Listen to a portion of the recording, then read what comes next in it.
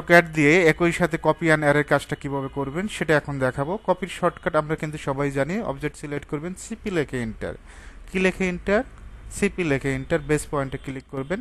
এখানে অ্যারেতে ক্লিক করলেই হবে, অ্যারে শর্টকাট এ, কিবোর্ড থেকে এ দিবেন।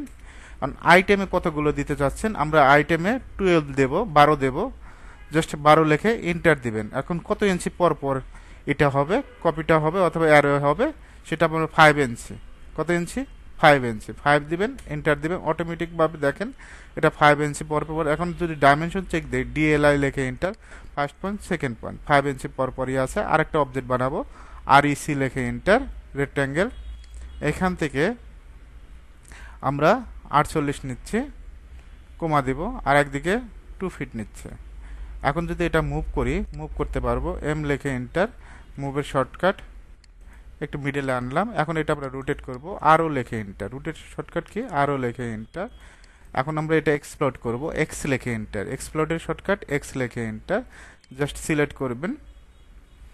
সিলেক্ট করার পর আমরা কি করব, সিপি লিখে এন্টার অথবা সিও লিখে এন্টার, একই কাজ, জাস্ট ক্লিক করবেন, অ্যারেতে ক্লিক করবেন। এখন আইটেমে কত হবে, আইটেমে আমরা 6টা দিলাম, কয়টা দিব, 6টা।